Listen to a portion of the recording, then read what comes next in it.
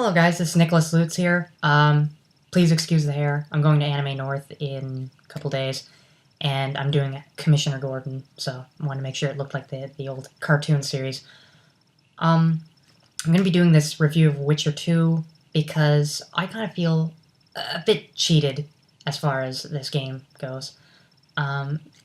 If you've never played the game, but have been looking at the reviews, you'll notice that it's gotten 88% on Metacritic, and generally it's been getting a lot of positive reviews. It seems like everyone loves this game and has been giving it massive praise. Most people citing it as like the best RPG ever created. No, I do not think so. I'm not saying it's a terrible game, but I'm just saying like it has a lot of huge flaws, and it seems like everyone is looking past this. Most of the flaws are with gameplay, and that's kind of a huge thing, even in an RPG, because it is a role-playing game. If the game itself is very tedious or terribly made, it doesn't matter how good the story is or how good the graphics are, we're going to be having a bit of an issue. But I didn't realize that there were so many issues with this game to begin with. So that's why I'm doing this review. It's kind of a cautionary tale. You can take it or leave it. I don't expect a lot of people to like this review, but if I were to stay silent about this, I'm going to be like the one guy shouting, the Emperor has no clothes, while everyone just keeps praising this game for absolutely no good reason.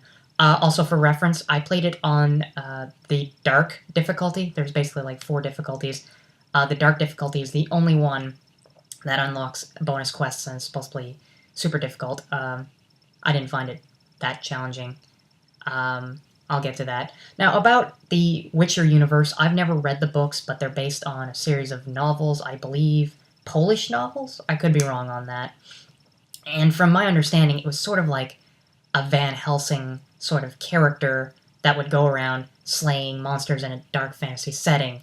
Dark fantasy being a bit played out, but, I like the idea of monsters being kind of a rarity and having like this elite class of monster slayer that would... He's still human at the end of the day, although they kind of say that he's a mutant and all this stuff. But, he would have to prepare, he would have to learn about the monster from, like, I don't know, ancient tomes of knowledge and research its weak points, and then he would have to, prepare weapons that would be useful against monsters, and then go out and slay these epic beasts, and, I don't know, bring them back to the lab and afterwards dissect them to further glean insight, just in case we ever run into one of these monsters again. I'm going to start with some of the pros, just so you know I'm not a completely negative person, because negative reviews seem to be all over the place nowadays. You know what's not all over the place nowadays? Really lovely packaging like this. Whenever I got the game, like most games, you get it, this little box. The most booklet you get is a little dinky thing with, controls and some small stuff like that. This one actually went the extra mile. It had these lovely little game manuals, which I never really use, but I mean, it's a nice touch. And then this gorgeous map. I love stuff like this. Just this, especially, I really liked Skyrim, how it had like that extra kind of textile feel. Like it felt like it was printed on like a high quality old paper. I'll be getting back to some of these trinkets. I mean, ultimately, they're not necessary in a game, especially this game. They're counter-necessary, but I like having these sort of things. I kind of miss, buying a game in the huge-ass box and you get all these booklets and trinkets, and it seems like unless you're getting a special edition, you don't get that sort of thing too often, and that was... It says Enhanced Edition, but Enhanced Edition was basically just so you could play it on the Xbox 360, because it was originally a PC game, and I'm not a fan of PC gaming. So, that's another thing I should mention. I played this on the Xbox 360. That will be kind of important to my retelling of the story. So not only do I like the packaging, I also love the universe. It's probably, like, I've heard dark fantasy being thrown out a lot nowadays. That seems to be one of these huge selling things. Up to this point, I'd say some parts of Dragon Age felt dark fantasy-ish. It was basically just taking typical fantasy and making people racist, or, making magic this absolutely horrible thing. But I'm not saying that I want a dark fantasy where it's all humans and it plays out like Game of Thrones. But you know, somewhere a nice mix. So I'll say at least it felt very real as far as like a medieval village, and I really like some of the NPCs. They've got the accents down. They act like, you know, what an actual peasant of that time may actually probably have acted. So that's another thing, is I really like the setting. If anything, this game, I will probably never buy another Witcher game. I may never even buy another game from this company, because, you know what, PC-wise, this game could be great as far as controls, but you can't just hammer those sort of controls into an Xbox controller. It doesn't work. You have to actually... I think this was very much an in-house project where it could have benefited a lot from getting people who weren't just yes-men from outside companies to actually play this and kind of be like, wow, this mapping sucks. We got to do something, you know?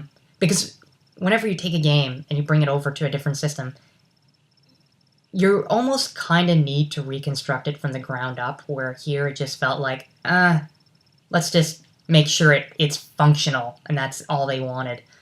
But still on pros. Last thing I'll say about this game that I really like was the graphics are pretty damn good. I'm not much of a graphic hound, but the graphics were pretty gorgeous, all things considered. So if that's something that lures you into a game, is, you know, it needs to look good, this one does it. Also, the main story, the main quest line, that's interesting. It's a bit cliched to a degree, but it is interesting. It does have characters that you want to see how things play out. As I mentioned, the controls are probably the worst mapped out shit I have ever played. This isn't helped at all by the fact that it's menu hell. Like, multiple menus work in maybe like a PC game. Even then, I would have said, you know, once you reach like 8 or more different menus, you know, you should start shrinking it down. Especially since you can only access certain menus with one button and access other menus with another button, and all the menus look vastly different. Whereas, like, let's take Mass Effect, because that's, you know, more popular RPG everyone can kind of relate to.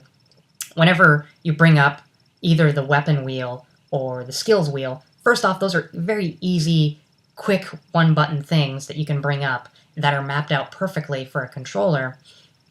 And they both look very similar. They both have very similar setups, and they're both very conducive to a controller with joystick, whereas all the menus here, it's all fucking lists and such, which you don't want to be scrolling through lists, especially since you pick up a lot of shit, and there's a lot of menus to go through, and then you gotta go through multiple tabs. It's like you're browsing the internet while you're playing a video game, minus, you know, funny cat pictures.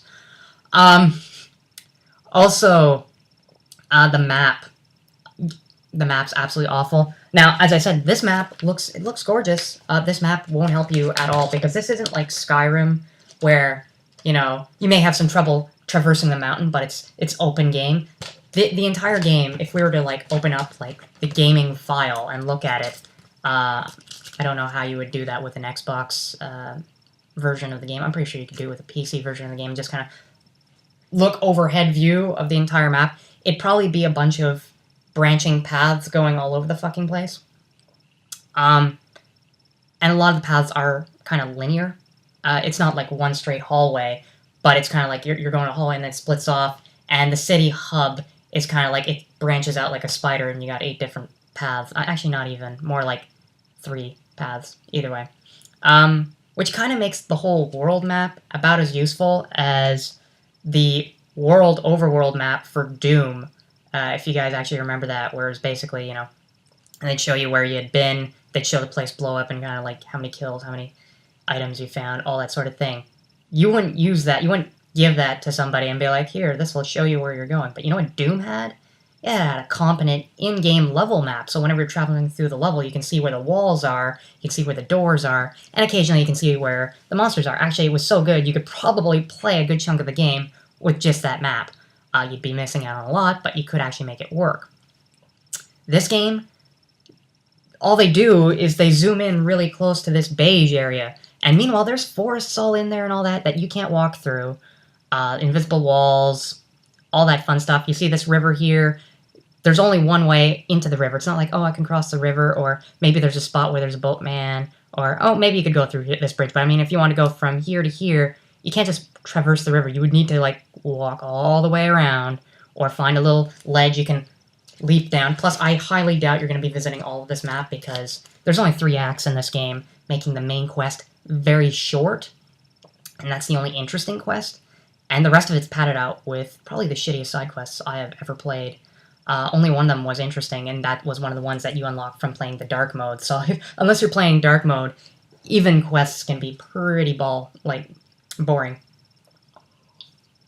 But I mean, like, it's an RPG. Of course I'm going to play side quests. I mean, you've seen people do these speed runs of other games. You know, most RPGs can be pretty short if you're, like, ditching all the side quests. I just wish the side quests were compelling, and it made me want to do them.